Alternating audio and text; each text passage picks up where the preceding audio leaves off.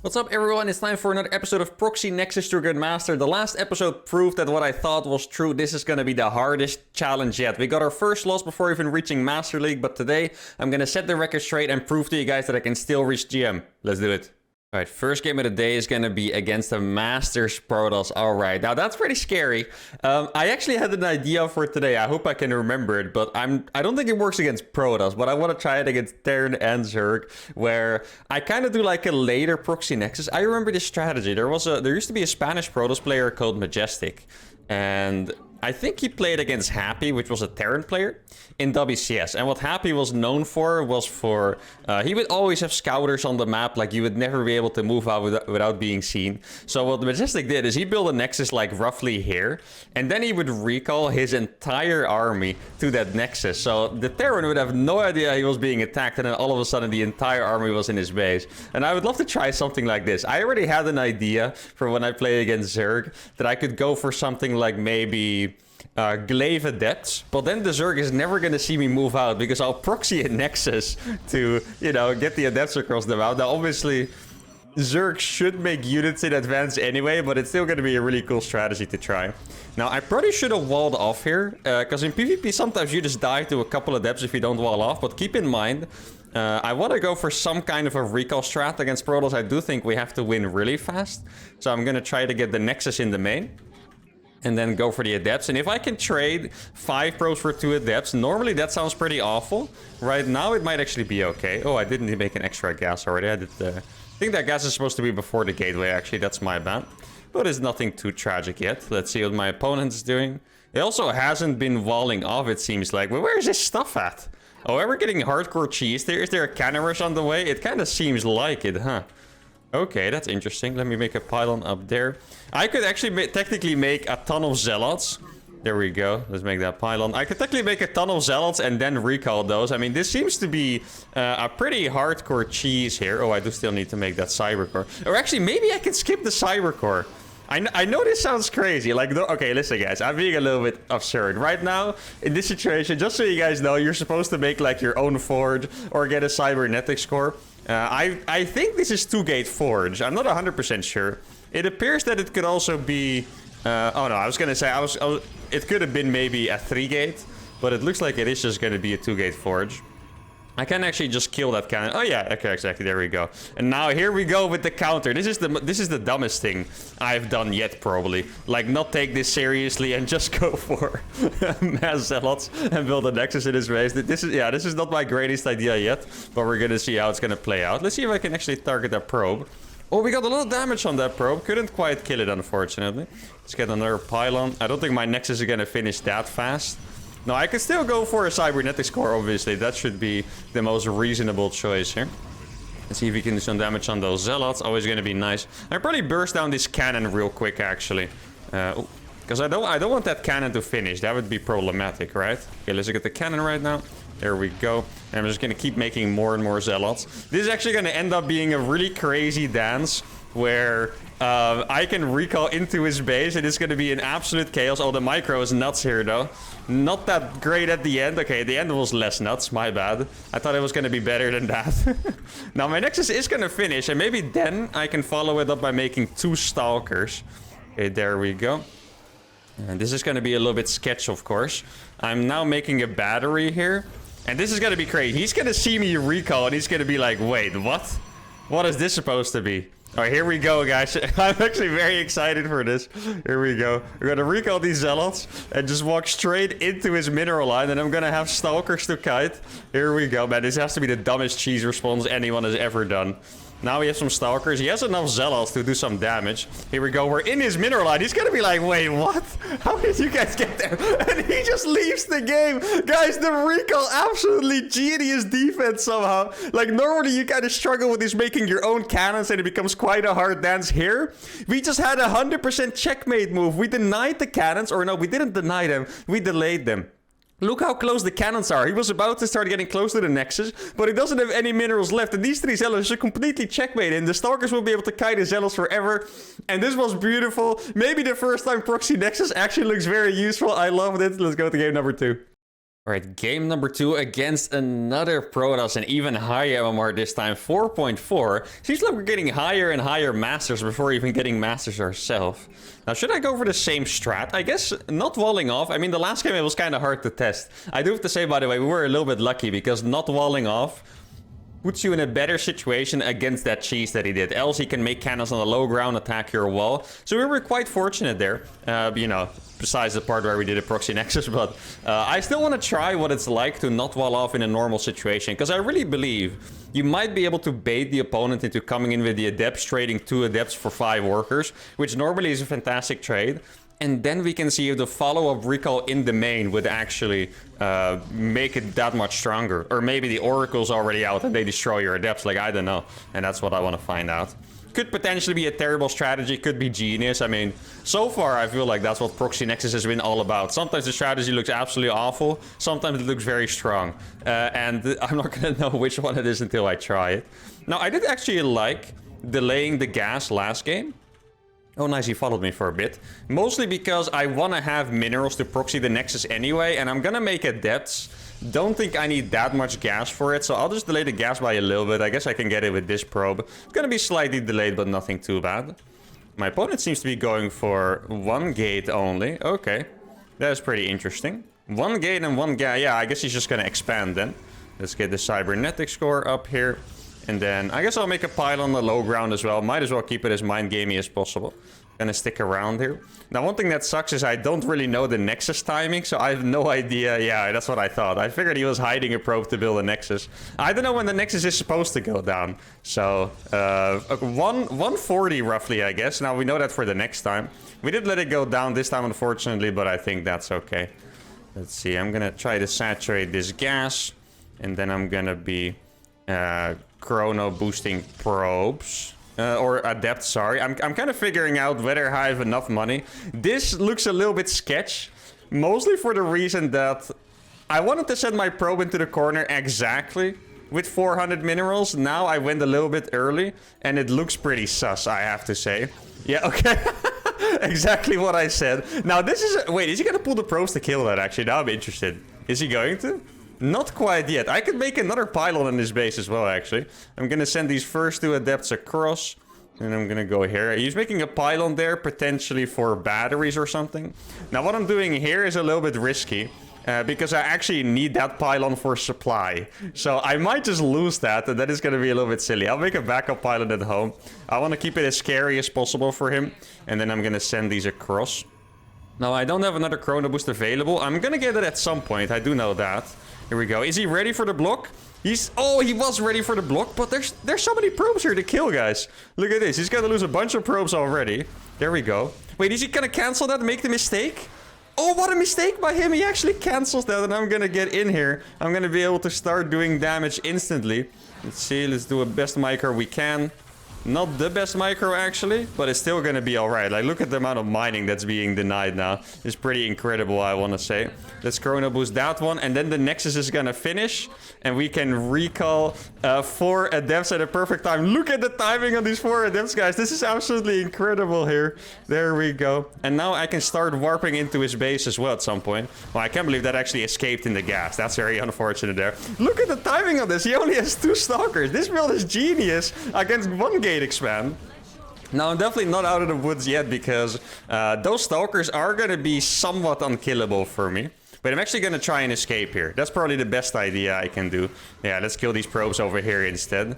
There we go. And then I can start warping in, what's it called? Stalkers into the main base, ideally. I do have 4 gateways coming up. So I'm just going to let this one get into the main to do more damage, which is really nice.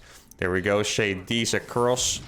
I already shaded them, apparently. There we go. Now, he does have 4 Stalkers. And I only have... Yeah, this is very scary here, guys. I might have to wait with this warp in. I think it might be smart to expand behind this, too. And I think it's scary because of this. I only have 3 gates, so those 4 Stalkers would beat my few Adepts, right? So I'm just going to kill this. I'm actually going to make another pylon here. And then, as he's not looking, I'm going to warp 3 Stalkers into his base. You would say it's pretty crazy. But I think 3 Stalkers are going to trade well enough that with the lack of his probes, I can actually make up for it. There we go. Oh, I should have made batteries here, actually. Let's see, there we go. Now I got these two in his base as well, or these stalkers. And let's see if I can trade somewhat decently. That's the... Oh, he has 5 stalkers now. That is rough. I think we might be able to get a decent enough trade. And this does look pretty scary, though. I'm just going to warp 2 adepts here. Let's kill that adept.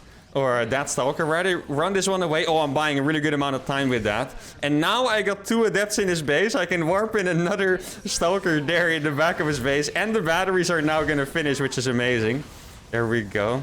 I mean, I know he has a lot of stalkers, but my batteries are finished now, guys. I'm gonna warp 2 sentries here as well. And wait, it's actually in range of the battery overcharge. Look at this. I can overcharge the battery with that freaking Nexus over there. That is incredible. That stalker is not gonna die because of the battery overcharge. Okay, it does look like it goes down in the end, but oh my goodness, that was pretty crazy.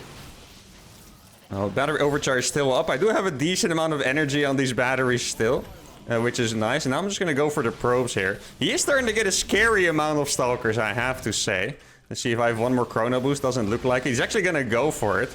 Okay, I think I should probably just be targeting the probes here more than anything else. Let's see, should I warp in something else? I guess I can look in the probes. There we go. Let's see if I can target those as well. I definitely need to expand at this point though, but oh my god, what a proxy nexus it has been. This was a very crazy experience. I'm not quite sure if we're ahead or not. I'm kind of starting to worry that we might be dead here, but I freaking love this rush. And I'm just going to try to get in with some more adepts, and then I guess we transition afterwards. It feels really weird to transition from this, I do have to admit. But we have 4 gateways, our opponent has 2. I would like to think we have more workers, which I don't know is 100% true. But I guess we're gonna find out. Now, I could... Okay, YOLO.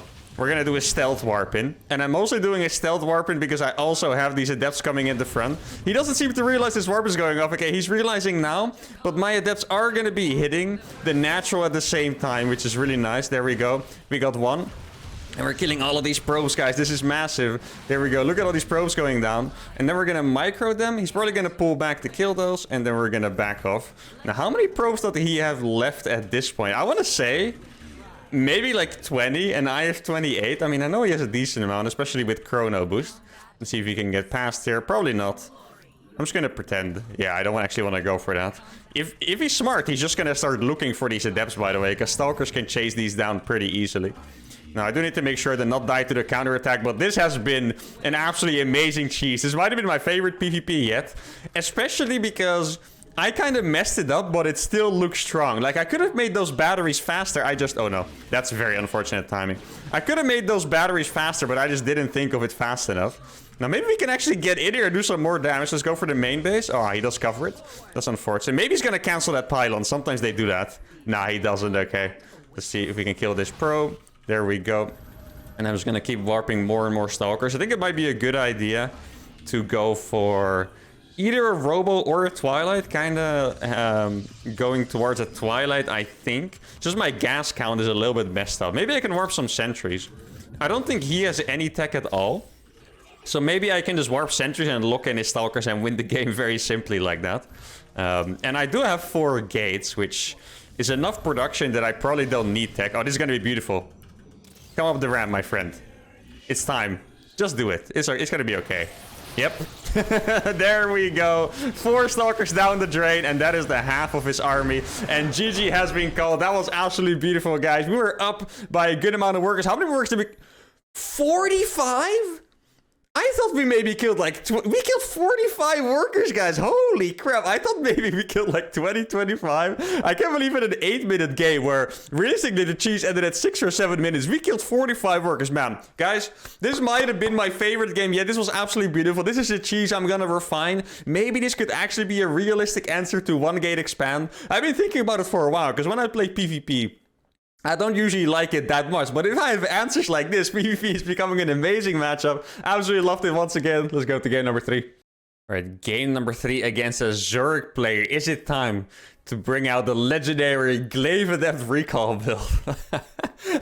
I haven't even figured out yet how I'm even going to fit all of that in a builder, because if you think about it, I'm going to have to do a normal Glaives build, normal, plus a Nexus on my opponent's side of the map, which is... I don't even know how I can fit all that. I do have to say, by the way, looking at this natural, how do Protoss players even wall this off? Like, this natural is freaking massive.